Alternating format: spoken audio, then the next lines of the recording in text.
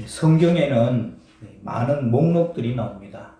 첫 번째 우리가 쉽게 떠오르는 것이 십계명일 것입니다. 나 외에 다른 신들을 내게 있게 말지니라로 시작해서 내 이웃의 집을 탐내지 말지니라로 끝내고 있는 십계명입니다. 그리고 신약에 보면 심령이 가난한 자는 복이 있나니 천국이 저희 것이며 이렇게 시작하는 팔복의 목록도 있습니다. 그리고 오직 성령의 열매는 사랑과 희락과 화평과 오래 참음과 자비와 양선과 충성과 온유와 절제라 하는 성령의 열매라는 그런 목록도 나옵니다. 그리고 잠언 6장에 보면 하나님께서 싫어하시는 것들의 목록도 있습니다. 그리고 로마서 12장에는 은사의 목록, 예수님 믿으면 받게 되는 여러 은사들의 목록도 나오고 있습니다. 그리고 베드로후서 1장에 보면 성숙한 그리스도인들이 가져야 될 성품들에 대한 목록도 나오고 있습니다. 그리고 마태복음 그리고 누가복음에 보면 예수님의 족보에 대한 그런 목록도 나오고 있습니다. 그리고 장로와 집사의 자격은 이러이러하다 하는 목록이 디모데전서와 디도서에도 나오고 있습니다. 그리고 히브리서 11장에는 믿음의 조상들의 목록도 나와 있죠. 그리고 이제 오늘 우리가 읽은 말씀에는 좀 특이한 목록이 있습니다. 성경의 많은 인물들 중에 자기를 추종하는 추종자들의 목록이 기록된 유일한 곳이 바로 여기 있는 목록인데, 추종자가 누군가 하니까 다윗이죠. 다윗은 여러분들이 잘 아는 대로 예수님의 족보에도 나오고 이스라엘의 성군으로 알려지고 있습니다. 이스라엘 사람들이 아브라함 다음으로 제일 좋아하는 사람들자면 바로 다윗일 것입니다. 그래서 유대인을 겨냥해서 기록했다고 여겨지는 이 마태복음의 첫 장, 첫 절에는 아브라함과 다윗의 자손 예수 그리스도의 세계라 그렇게 기록하고 있습니다. 그러니까 우리가 믿고 섬기는 그 예수님이 우리 유대인들이 좋아하는 아브라함과 다윗의 자손으로 오신 것이다. 이렇게 첫 장 첫 절부터 그렇게 시작하고 있는 것이죠. 이 다윗은 그인 골리앗을 물매로 쳐서 이기고 사울 왕을 이어 이스라엘의 두 번째 왕이 되었습니다. 이 다윗 왕에게는 그를 따르는 용사들이 있습니다. 오늘 우리가 읽은 말씀은 그 용사들 중에서 첫 번째 사민에 해당되는 사람들 부분만 읽었습니다. 한 번에 800명을 죽인 요셉 바세벳이라는 사람이 나오죠. 한 사람 그냥 이 사람들 일렬로 쫙 세워서 800명 죽이는 것도 이러고 가만히 서 있는 사람 죽이는 것도 쉽지 않을 텐데 싸우려고 온 사람은 800명을 죽였다는 건 대단한 사람이죠. 그리고 혼자서 블레셋 사람과 맞서 싸운 도대의 아들 엘르아살, 그리고 농작물을 약탈하려고 하는 블레셋 사람들을 혼자서 막아낸 삼마가 그들이었습니다.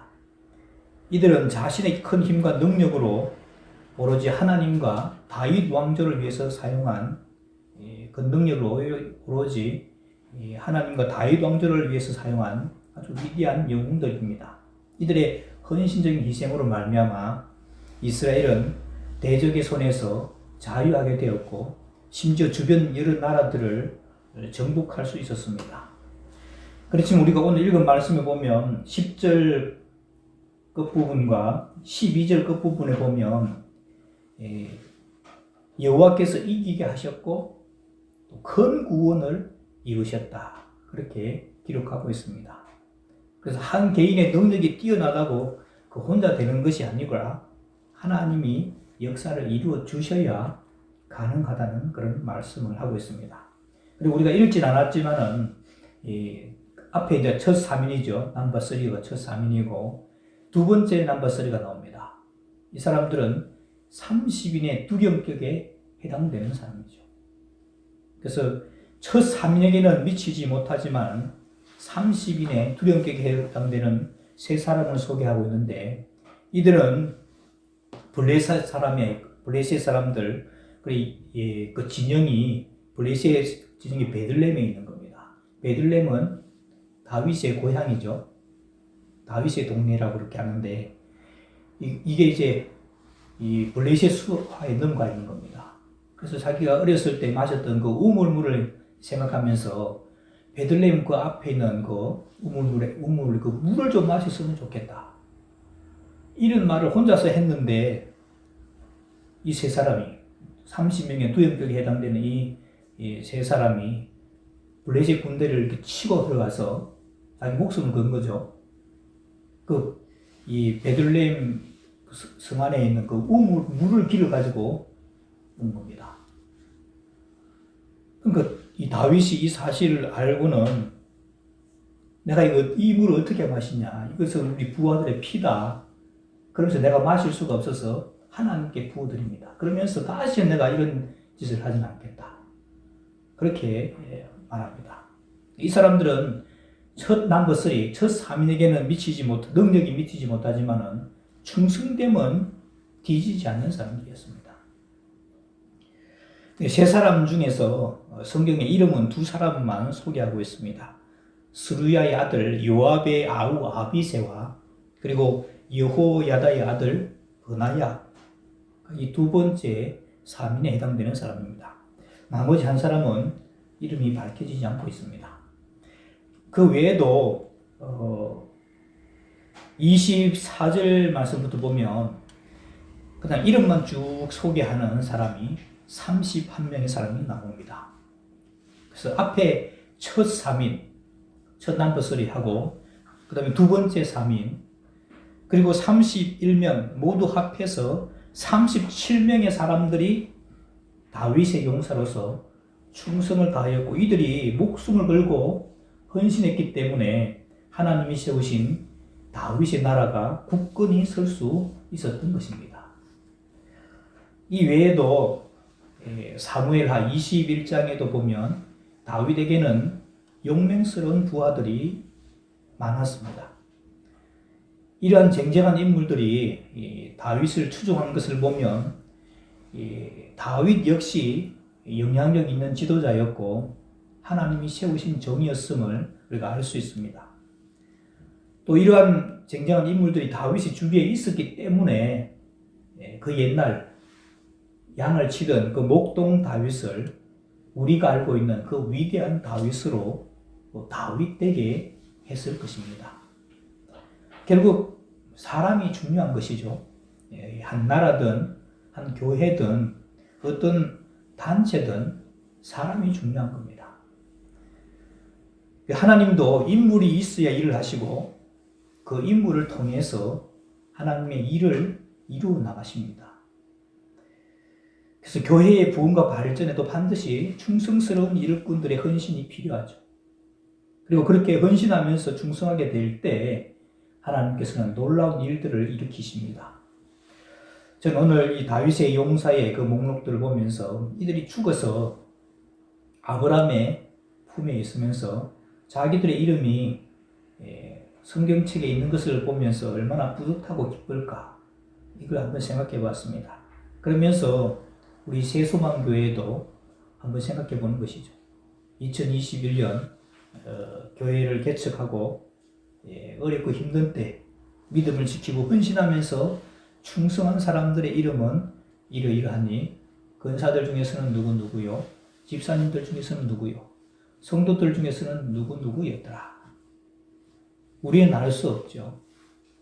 그래서 보이는 대로 사람을 판단할 수밖에 없지만 하나님께서는 우리의 중심과 행동의 동기까지 다 아시면서 우리를 판단하시고 또 그 명단도 가지고 계실 것입니다. 바라기는 하나님의 보좌 앞에 놓인 하나님의 교회와 하나님께 충성한 사람들의 목록에 여러분들 이름 숫자가 있기를 바랍니다. 그런데 이 사무엘 하를 기록한 성경 기자는 이 다윗을 추종했던 용사들을 단지 나열함으로써 이 다윗의 위대함을 드러내는 것으로 그치지 않습니다. 우리가 읽지는 않았지만 우리 39절 우리 한번 같이 다 읽어보겠습니다. 39절 말씀 23장 39절 말씀 시작. 헷사람 우리아라 이상 총수가 37명이었더라.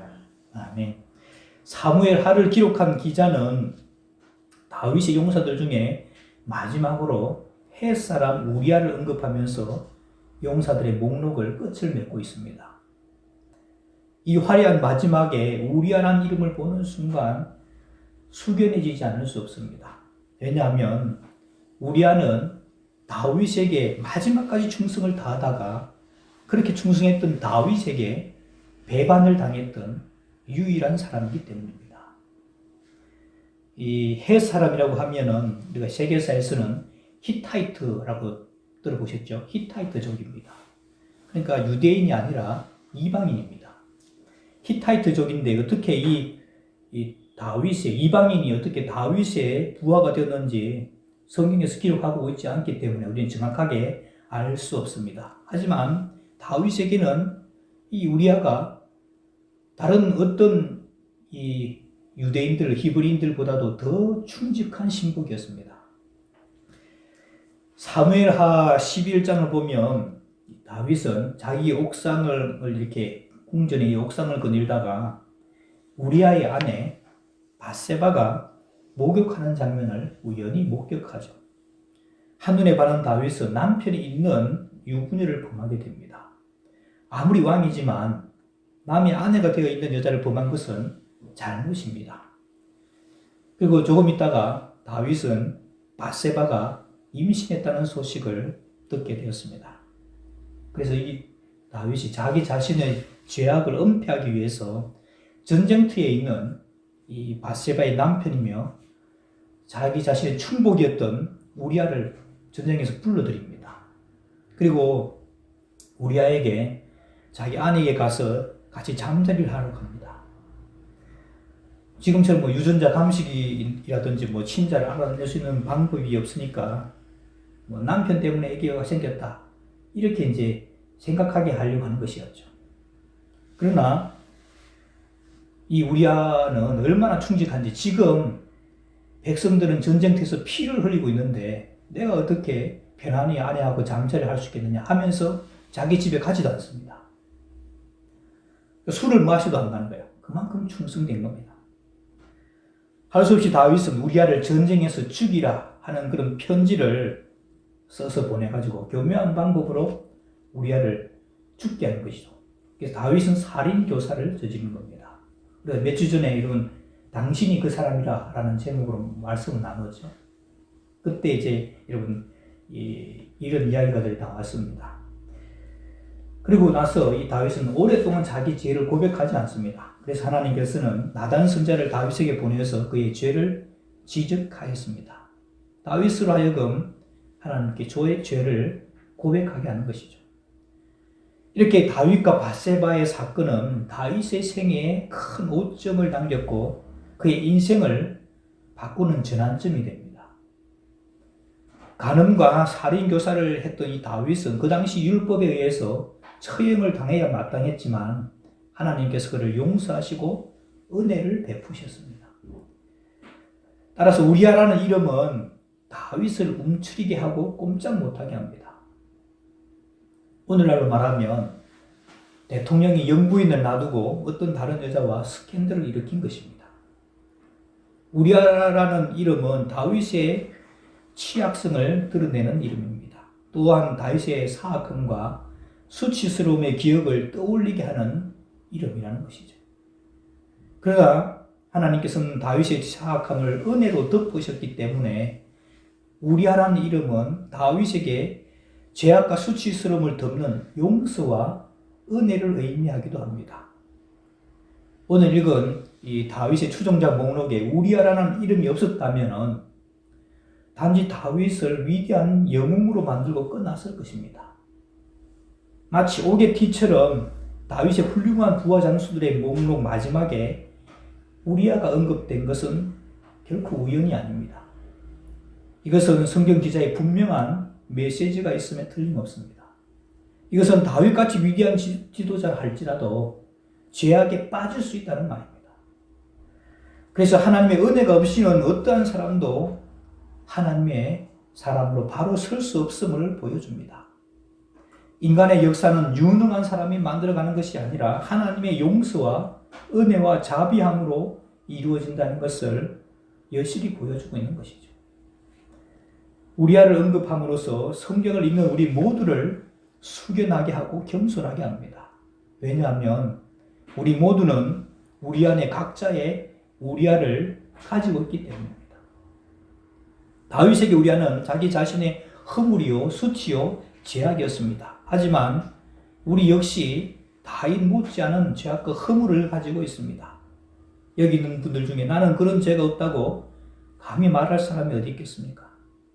다윗보다 더 사악하고 수치스러운 과거를 가진 우리를 하나님께서 지금까지 은혜로 인도하셨습니다.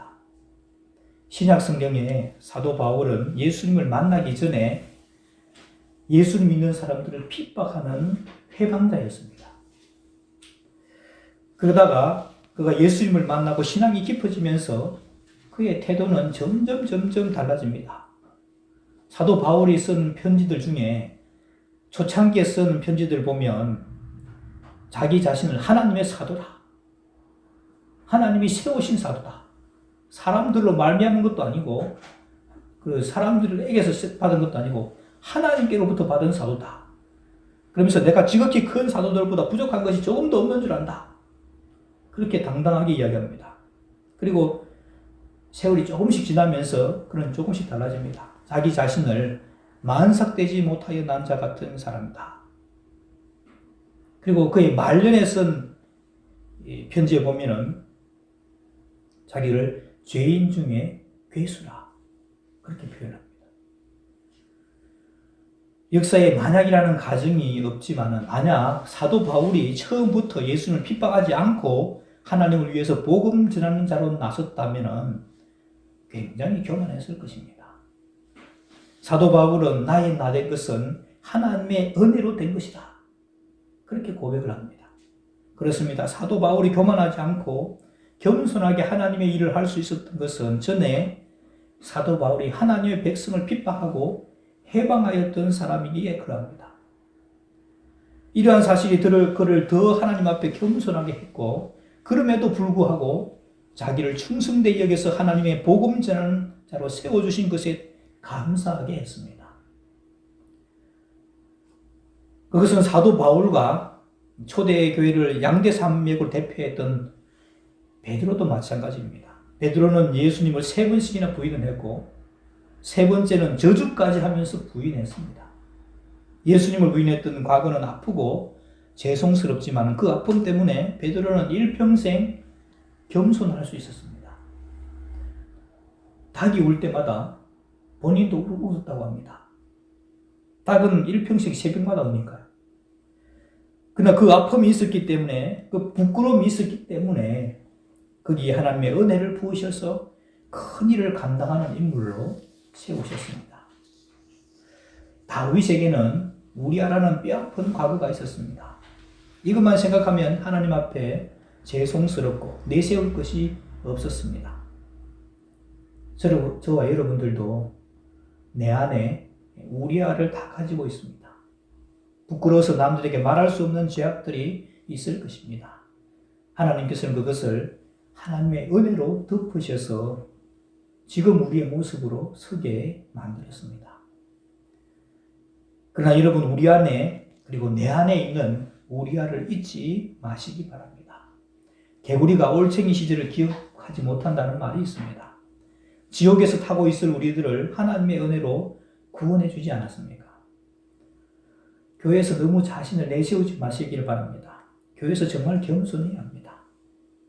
그리고 우리의 가장 수치스러운 기억이 하나님의 은혜로 흠뻑 젖게 될 때 그 기억은 더 이상 우리를 아프게 하지 않습니다. 오히려 우리로 하여금 감사하게 하며 겸손하게 하고 우리의 죄악을 자백하게 합니다. 종종 내 안에 있는 우리아를 기억하시기 바랍니다. 그것은 우리의 참모습을 보게 하고 하나님의 은혜에 감사하게 하며 여러분 자신을 겸손히 하나님께 드리게 합니다. 우리 모두 각자 속에 있는 우리아를 생각하십시오. 그리고 그럼에도 불구하고 나를 충성되이 여겨서 주의 일꾼으로 삼으신 하나님의 은혜를 감사하며 하나님께 자신을 겸손히 드릴 수 있는 하나님으로 서시기를, 하나님의 사람으로 서시기를 주님의 이름으로 축원합니다. 기도하겠습니다. 하나님 아버지 감사합니다. 다윗의 주위에는 훌륭하고 충성된 사람들이 많이 있었기 때문에 하나님이 세우신 다윗의 나라가 굳건히 설 수 있었습니다. 우리도 하나님 나라와 주께서 피로 값주고 세우신 교회에서 충성된 일꾼들이 되게 하옵소서. 또한 하나님의 은혜로 덮어주신 그 내 안에 있는 우리아를 잊지 말게 하옵소서. 죄악과 허물투성이인 우리를 하나님의 사람으로 세우신 그 큰 은혜에 감사하며 겸손히 우리를 드리는 우리 모두가 되게 하여 주옵소서. 예수님의 이름으로 기도하옵나이다. 아멘.